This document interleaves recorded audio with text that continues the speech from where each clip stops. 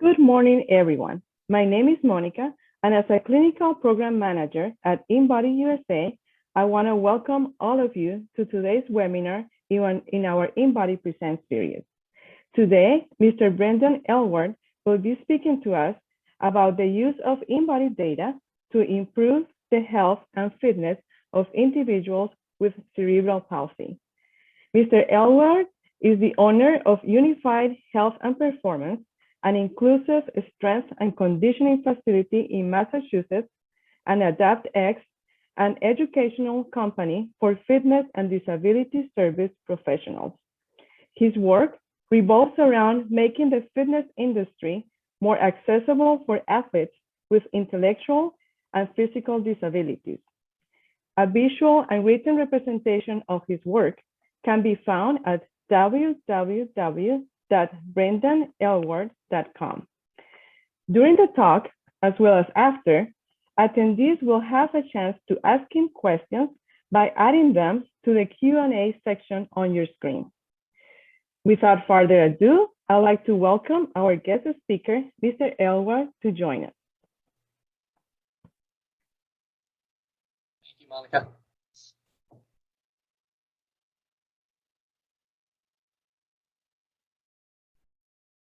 All right. Good morning, good afternoon for those that are on the East Coast like I am.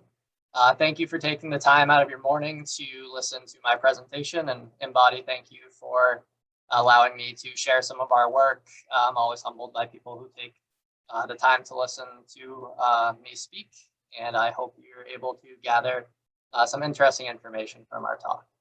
So like Monica said, the use of InBody data to improve the health and fitness of individuals with cerebral palsy. And before I dive too deep into our research projects, I like to start most of these presentations with some quick background on kind of the philosophy of our gym and what influences our decisions, and what we refer to as the social understanding of disability, or the social model of disability, claiming that individuals are not disabled by specific impairments, but rather by a society or environment that doesn't account for these differences. And they distinguish between impairment, which is the characteristics that affect an individual, so physical disabilities, intellectual disabilities, versus a true disability, which is a lack of accommodations for the specific needs of an individual. Any athlete that we have at the gym has various accommodations and teaching methods that they learn most effectively from. So rather than referring to those as impairments or disabilities, we are able to accommodate for their specific needs. And I like this quote where it says, "Embracing a social theory of disability requires a large-scale rethinking of not just physically disabling structures, as in making things handicap accessible, but also of social spaces and workplace environments in order to challenge the assumption that normal even exists." And O'Brien goes on to talk about in his writing that a room full of individuals with hearing impairments, in a room full of individuals with hearing impairments, a hearing impairment is not a disability, but rather if you or I were in that room, the presence of hearing and the lack of understanding of ASL would be a disability. So at our gym, we use kind of the idea that we want to rewrite the narrative on disability by creating an environment where all athletes can train regardless of their physical and cognitive ability. And where this all started was about 13 or 14 years ago when I started volunteering with Special Olympics in high school. I was immediately drawn to the relationship that I had with the athletes, and I continue to be involved to this day. And Special Olympics has taken me around the country for coaching and has allowed me to consult with the Special Olympics Massachusetts as well as the USA teams as they compete at USA and World Games. Along those same lines, I joined Best Buddies, which was a program at our high school that paired an individual with a disability with a student without. And Jacob here on the right has been a large part of my life that I originally met through Best Buddies. He now lives with my wife and I on the weekends. And we began racing together with Team Plate, which is a wheelchair duo racing team, to give us something to do together on the weekends. And we've run a little over 100 races, a few marathons together. And Dick Hoyt has been a large influence on my work. If you're not familiar, he kind of pioneered inclusion in endurance events. So him pushing his son Rick was the first wheelchair participants in large-scale races like the Boston Marathon, and now it's a lot more visible and readily accepted, but at the time it was not. So Dick has been a great support for our work, and I hope to have a similar effect on the fitness industry that he had on the world of running. And all those experiences together kind of brought us to Unified Health and Performance, and this is where our research project takes place. So we train a few hundred athletes throughout the year, maybe about a fifth of which have various intellectual and physical disabilities. But we also have athletes training for collegiate sports, marathons, various couple professional athletes. But in those same in that same environment, we'll have athletes with Down syndrome, CP, autism, and they all train seamlessly. They can seamlessly coexist because our model revolves around training the individual and not training specific preconceptions on what everyone has to be doing. So this is one of our guiding principles. So disability is not impairment unless our environment and actions fail to account for everyone's differences. So the idea with my work is to create more health and fitness opportunities for individuals with disabilities by offering solutions to their 4 primary barriers, which are opportunity, education, cost, and transportation. We'll do so by bridging the gap between the literature, which is what we'll talk a little bit about today, and practical experience, which is ultimately going to be the end goal of our research, not just to be published, but also to actually have practical applications to training our athletes. By educating the coaches who will improve the health and fitness of these athletes, it's not enough just to put out information, but we have to educate the individuals who will be the liaisons for better health and fitness for these athletes. And that's the coaches and gym owners, personal trainers, physical therapists. And then eventually by hopefully bringing low cost to consumer inclusive fitness programming to the masses. And this is what we are here to talk about today. So a couple of years ago, we had the idea that we wanted to use InBody equipment to measure body composition in our athletes with cerebral palsy. And specifically, we're interested to see if we could improve muscle mass globally, but we had a specific affinity towards improving lower body muscle mass in some of our athletes who were unable to walk independently. And we were interested to see whether a unique strength and conditioning regimen could improve lower body hypertrophy in these individuals. So we conducted an 8-week pilot study, pilot just meaning we've run it with 6 individuals. We were through about 4 weeks of training with another set of 3 when things shut down for COVID. So we hope to revamp some of our procedures, improve some of our measurements, and continue to run this study in the future. But we took body composition and strength metrics before and after training, and these 6 individuals completed 8 weeks of training that was specifically catered for them, since everyone presented with slightly different physical disabilities. So we used the S10 for athletes who were unable to stand independently, and we used the 270 for those who could. If in hindsight, if we could run it again, we would likely use the S10 for all participants. But we ran the first 8 weeks of the study with 3 athletes who were ambulatory and able to stand on the 270. And then when we got more participants for the project, we ran into the fact that due to contractures at the foot or the hand, they were unable to stand on the electrodes. And we had to consult with InBody, and they were gracious enough to let us use an S10 device to get proper data for the other participants. So like I mentioned, everyone had slightly different programs based on whether they presented with hemiplegia, quadriplegia, and whether they were ambulatory or they used a walker or a wheelchair. But at the core of all these programs were what you would consider foundational movement patterns. So we had exercises for knee extension and knee flexion, some various bridging exercises, hamstring exercises, hip AB and adduction, and horizontal pressing, pulling, and some elements of conditioning based on what they were capable of accessing. This is just a visual of one of our strength metrics that we used for all of the athletes.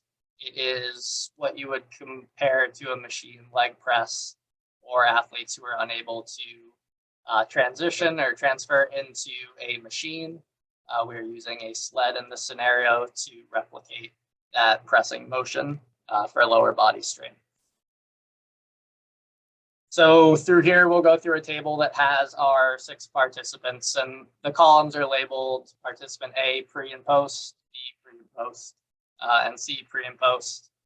And you'll see here, so if we look at participant A, very favorable metrics and improvements. So a decrease in body weight and a decrease in body fat with an increase in skeletal muscle mass, and essentially improvements in each limb with a slight decrease in left arm skeletal muscle mass. But very favorable metrics in participant A. Same with participant B. So although we saw a slight increase in body weight, we saw a decrease in body fat and an increase in skeletal muscle mass. So those 2 metrics trending in the right direction. And in this individual, they had favorable improvements in their upper body and core musculature. And then their lower body didn't have substantial changes. And that could be due to the fact that this is one of our individuals who is not ambulatory. So he uses an assistive walker. These are our other 3 participants. And here in participant F, you'll see a increase in body weight, but along the same lines, body fat stayed the same, but muscle mass increased. And segmental analysis shows increase in each limb, which are great improvements. And then in this individual, same thing as before, we didn't see a change in body weight, but we saw a decrease in body fat and an increase in muscle mass. So those are some of the trends that we are hoping to see. So that was just referring to the body composition, but we did see improvements in all elements of muscular fitness and conditioning. I only say but why, because there's definitely a learned component to the movements. When something's novel to an athlete, they are quick to improve. So over the 8 weeks with the pre and the post testing, the act of just training the specific movements was likely enough to improve in their performance, just as much as increasing specific body comp measurements was. And then when conducting the paired T analysis, we found that the changes in body composition were not statistically significant. But like I mentioned, 4 out of 6 participants saw very favorable improvements. We did have 1 athlete who had an illness between the end of week 8 and the post testing that required IV fluids at a hospital. So we didn't include her results because her hydration levels were thrown off and her performance was slightly decreased. So if you caught that there was a participant D that was not included, they were discounted from the study. But ultimately, we did see pretty favorable body composition changes in a majority of the athletes.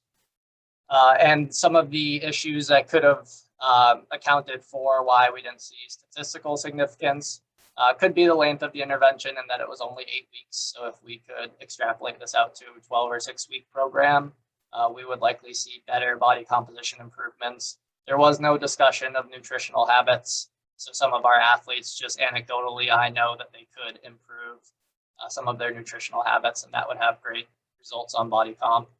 The sample size, so just being 6 individuals, is why it's still listed as a pilot study, and COVID affecting our ability to finish the project with a few other participants. And then individual anatomical differences, and that's what I will discuss briefly now. So we had athletes with hemiplegia, and we had athletes with quadriplegia. And due to various contractures that will develop in many individuals with CP, they're going to move slightly different than what you may expect an athlete to look like when they're performing a row or a squat.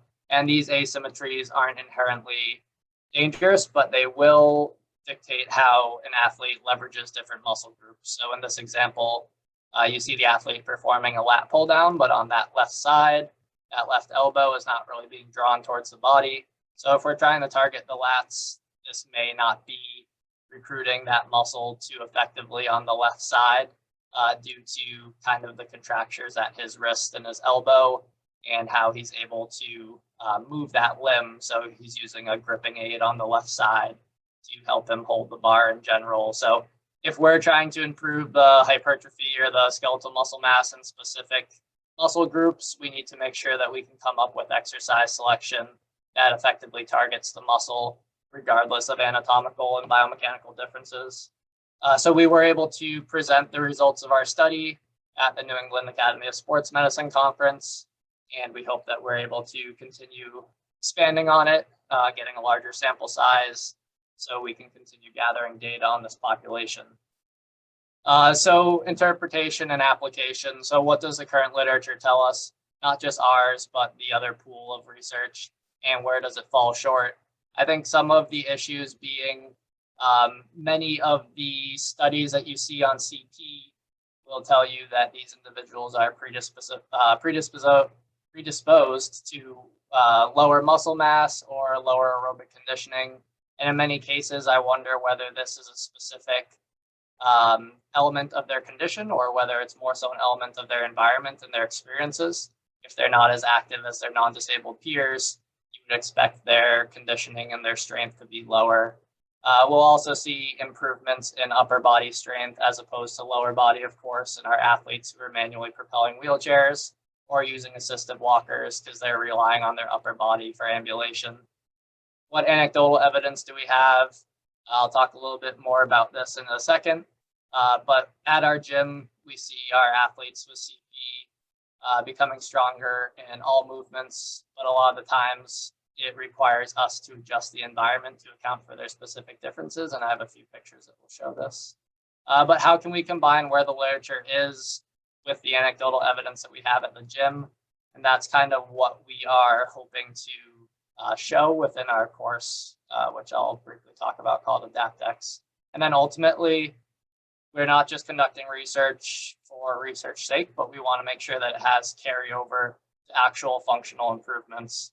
So in this case, one of our athletes, we've been working on his lower body strength. He always is in his manual wheelchair. And the other day when he just goes, "Hey, Brendan, look, I can stand up." Yeah, that's really cool and that's great.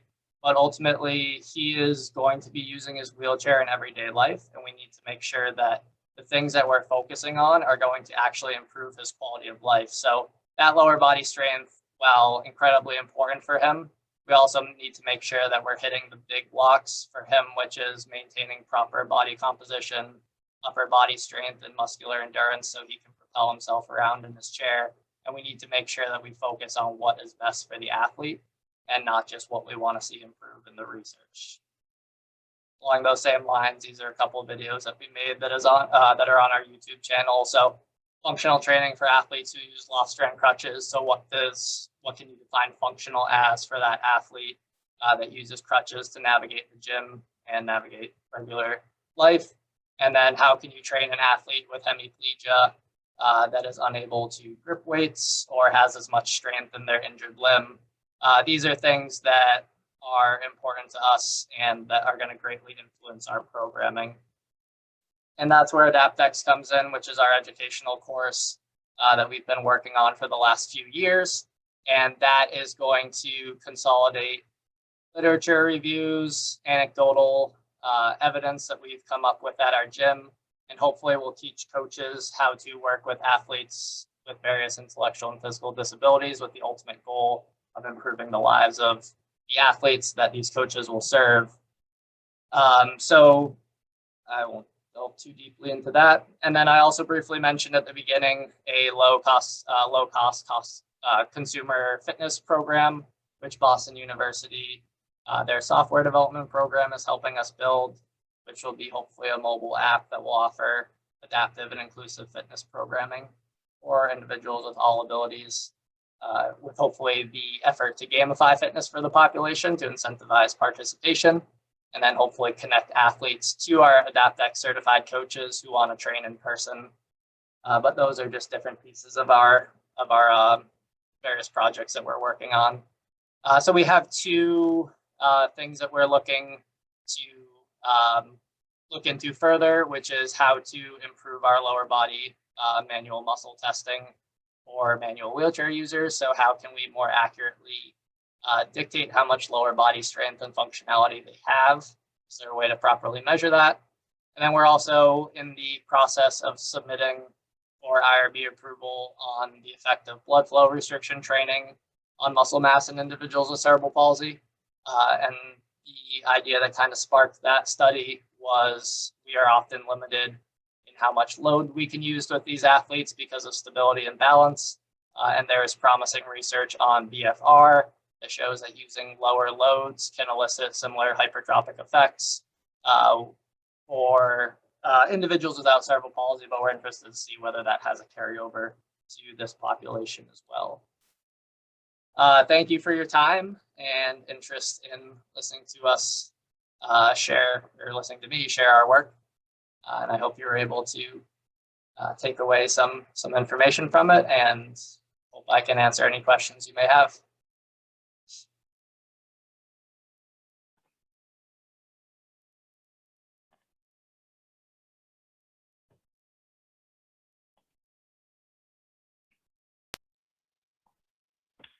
Thank you so much, Mr. Aylward, for sharing the work you're doing. At this time, we would like to take some questions from our audience. As a reminder to all attendees, you can send in your questions to our speaker using the Q&A chat box at the bottom of your screen.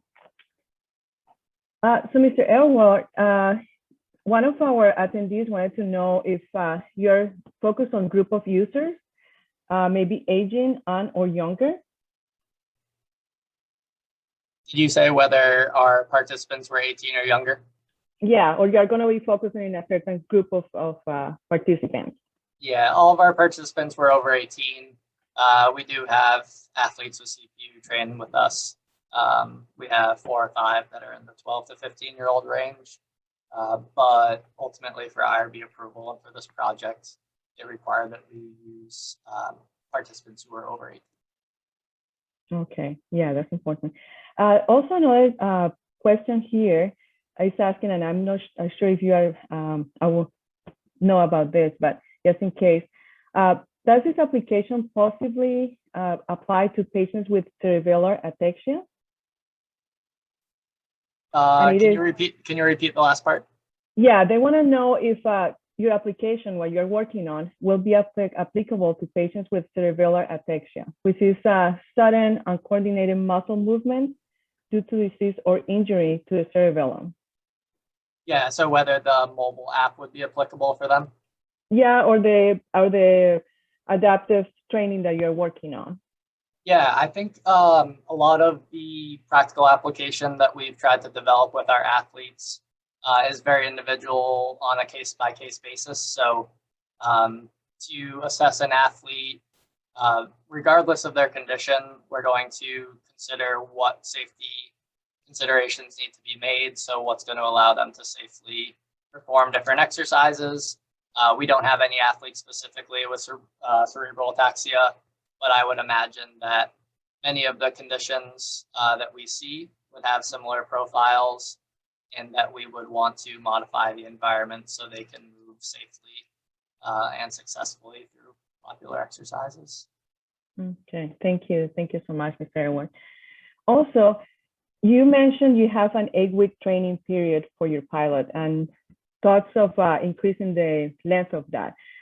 How much would you increase that amount of training? And something that you mentioned also is that participants take a little while to learn the task. So are you going to allow for some time for them to actually learn and then measure the changes that they're having?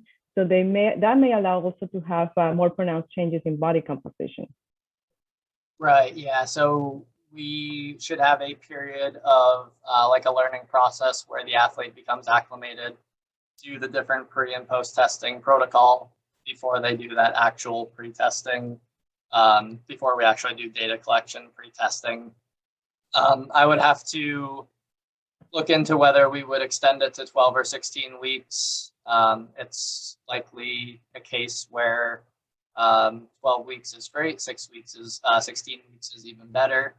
But ultimately, it's going to come down to making sure that participants can consistently train throughout that duration. So the longer you extend it, the more susceptible you become to breaks in training due to illness or transportation or other commitments. So the practicality of a 16 study is a little more challenging, the logistics of it. but we would, of course, likely see better results with a twice as long training process. Yeah, definitely. That should allow to see enough changes, I think, in body composition. One of our attendees is asking, blood flow restriction seems pretty radical. What is the evidence for its benefit? And how about filter type SARMs or nutraceutical? Yeah, I can't speak too much on SARMs or nutraceuticals, but so BFR, I am not the head researcher on this. We're working with a company called the BFR Pros, which publish a lot of research papers on the efficacy and safety of BFR. It is becoming a little more regular here in the States in PT practices as a rehab tool because you can use low loads and begin to see hypertrophic effects. So I think it's becoming less radical and more heavily accepted. We are just doing our due diligence now to make sure that there are no contraindications safety-wise for our athletes using it. But the literature is pretty solid on its safety, and there's specific measurements in terms of blood pressure and limb occlusion pressure using BFR to make sure it's as safe as possible. So we are finishing up the lit review and the procedures to submit to the IRB at MCPHS, which is Mass College of Pharmacy and Health Sciences. And yeah, I think if you look into the literature on BFR as of late, its safety and efficacy is becoming a little more regular and well accepted. Okay, thank you so much. Yeah, that makes sense. Just make sure that you are making sure that all the things are safe for participants as you have to do with when you are presenting that to the IRB. So I appreciate that. Also, another question they have here is, did you see imbalance between the upper and lower body composition in the muscle, for example, in your athletes? And if that was the case, were you able to observe any improvements in the imbalance using the InBody? Yeah, we had talked about a couple of different factors that would influence this. So for our athletes who use manual wheelchairs, they are already, I wouldn't say have defined and significant strength in their upper body, but when you use your upper body for every task you essentially perform, you're going to have more muscle mass and endurance in your upper half. So lower body could be seen as low-hanging fruit in that it doesn't get used as often, so it's going to be easier to improve. But along the same lines, when I was referring to functional improvements, especially in that participant who we were able to improve his ability to stand, we saw improvements in lower body strength, but it's still kind of out to figure out whether they're actually going to carry over to the ability to walk or stand independently. I've certainly seen athletes and other coaches who have improved gait in athletes who have some instability when they're walking using strength training. Ours is a bit more far-fetched in that we're taking athletes who've used wheelchairs their whole life and seeing how much stronger we can make their lower body. So did we see improvements in the imbalances? We saw improvements in both. So I guess in both in terms of upper and lower.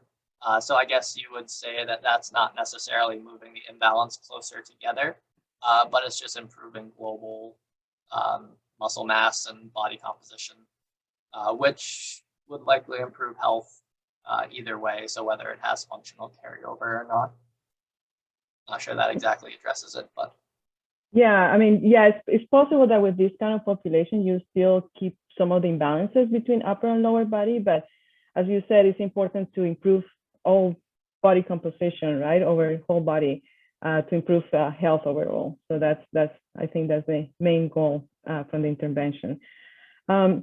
Another question that was given to us is, how do you determine what the correct range of motion is and when the muscle is activating if that individual is not able to get to the full degree of movement? Yeah, so we look at our athletes' active and passive range of motion. So active being what they can physically control, and then passive, what can be attained with assistance.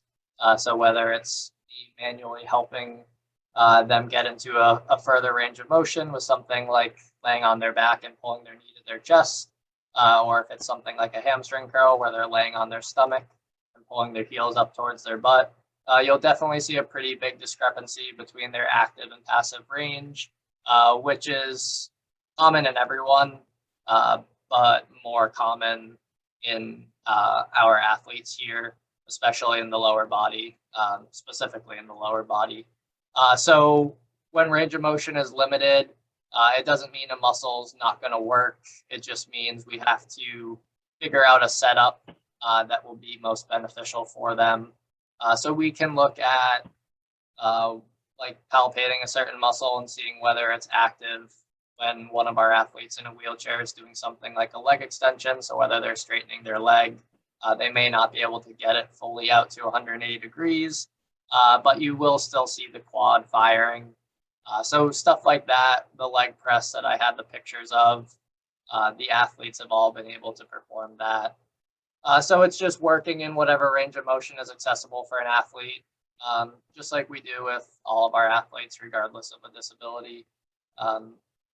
Everyone's anatomical structures are going to be different and allow them different degrees of hip flexion and knee flexion.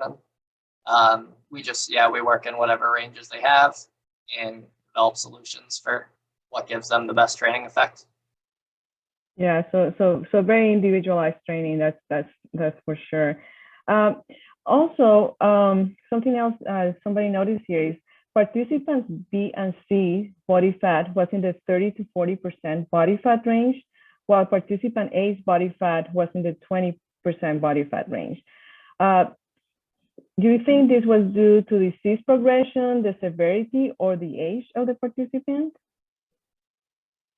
Yeah, so I would say it's not necessarily a progression of the disease as much as it is a byproduct of the disability, reducing total energy expenditure paired with improper nutritional habits. So in terms of energy balance, whether someone has a disability or not, you have specific energy expenditure equations that is going to influence whether someone gains weight or loses weight.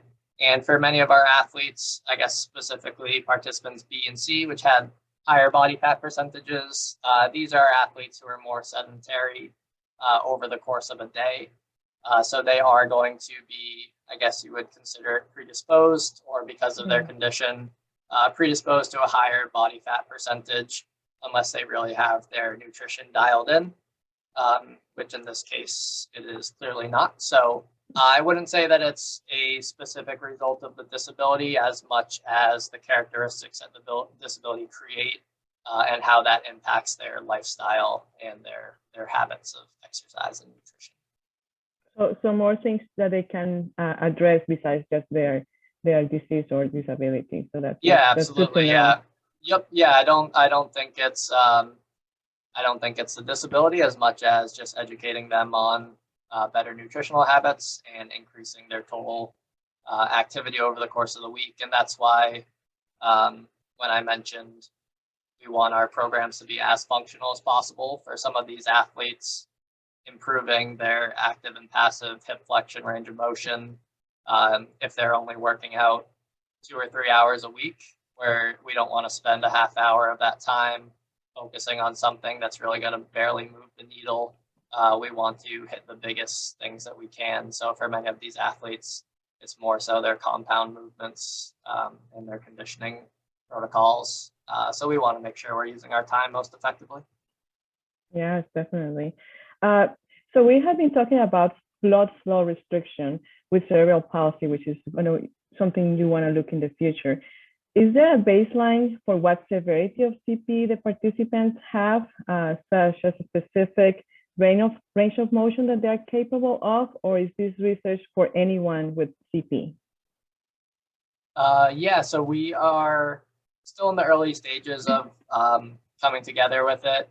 Right now, we're looking at what assessments can be performed on one of our athletes who has quadriplegia, so uses a manual wheelchair to navigate the gym, and does present with some contractures at the knee. So we are coming up with how we want to measure strength, how we want to measure various metrics of improvement in that way.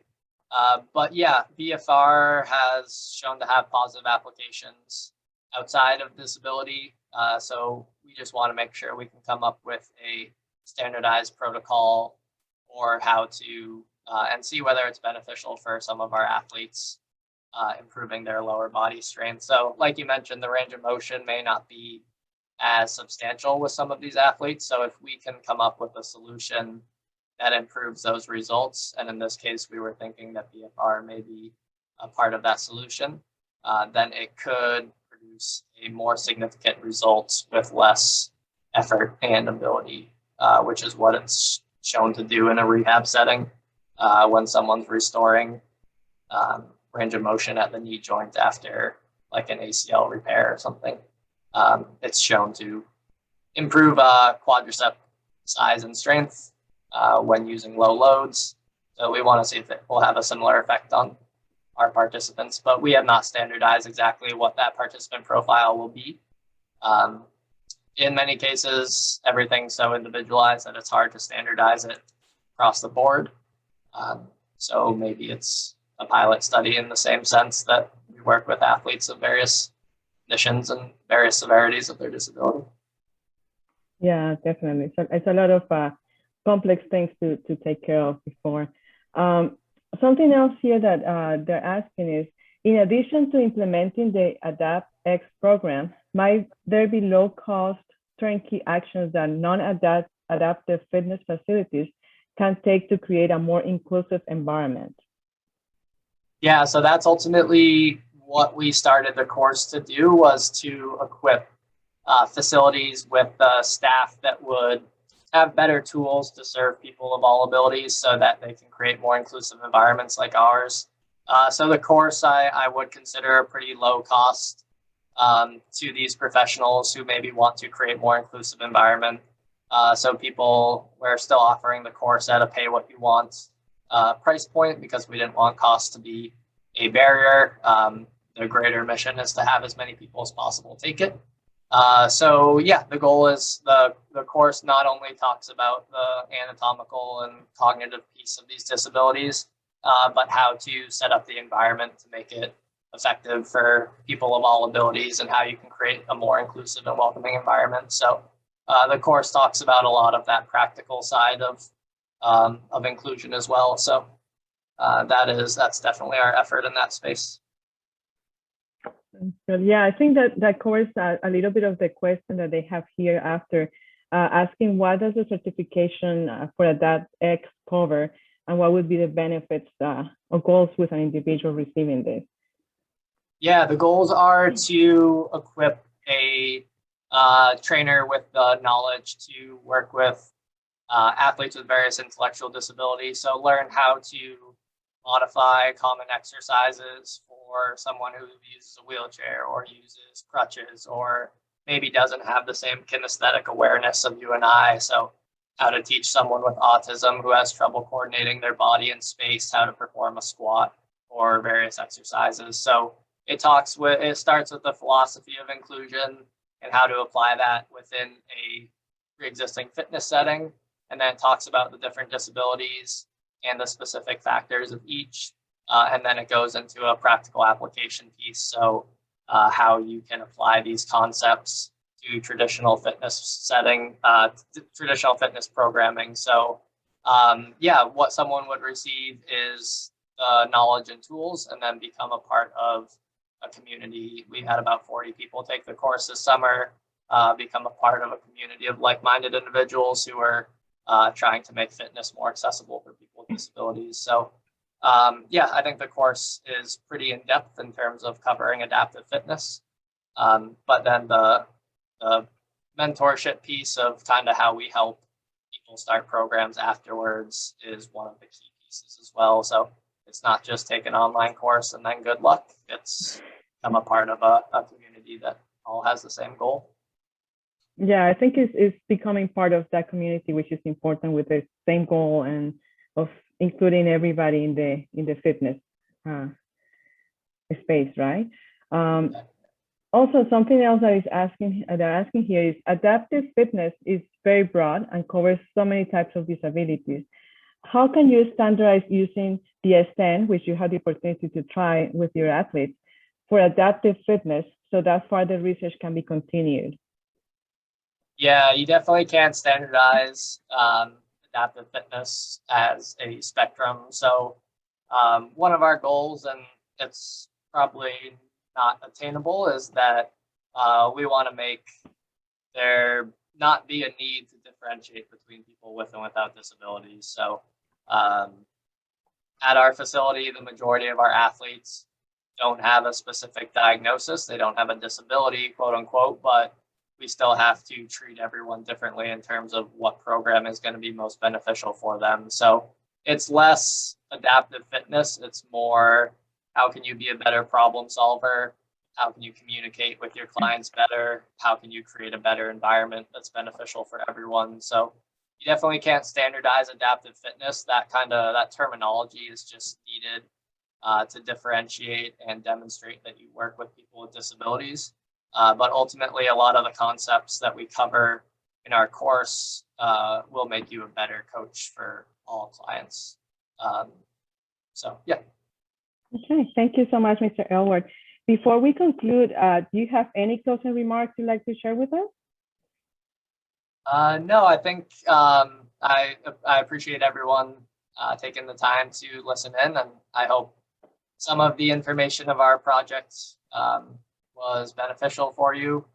And yeah, it's still early, and the literature is still a little scarce in this population. But if anyone is engaged in similar projects or has similar passions, I'd love the opportunity to connect with them. I believe my email is maybe shared within the presentation information, but if not, Monica, if you're able to share that, that would be great. But I would love to hear from anyone who is on, and if there's anything I can do for you or questions I can answer, I would be happy. Thank you so much for taking the time to talk to us today. And yes, we have here your email. We're very grateful to you for sharing your work with us. If you need to reach out to Mr. Aylward, as he said, please use the email shown on your screen, unify.hp@gmail.com. Also, to all our attendees, we hope this was both informative and inspiring, and that you will consider joining us in future webinars.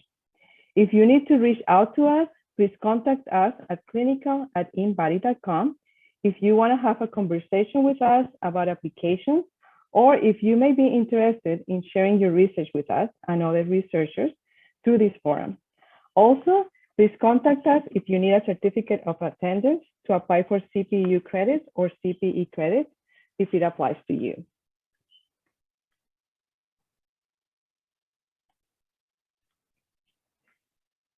And please stay tuned for our upcoming first InBody Symposium, which will take place on November 11th, starting at 10 a.m. Pacific Standard Time. It will take place virtually with several researchers speaking. More details will follow.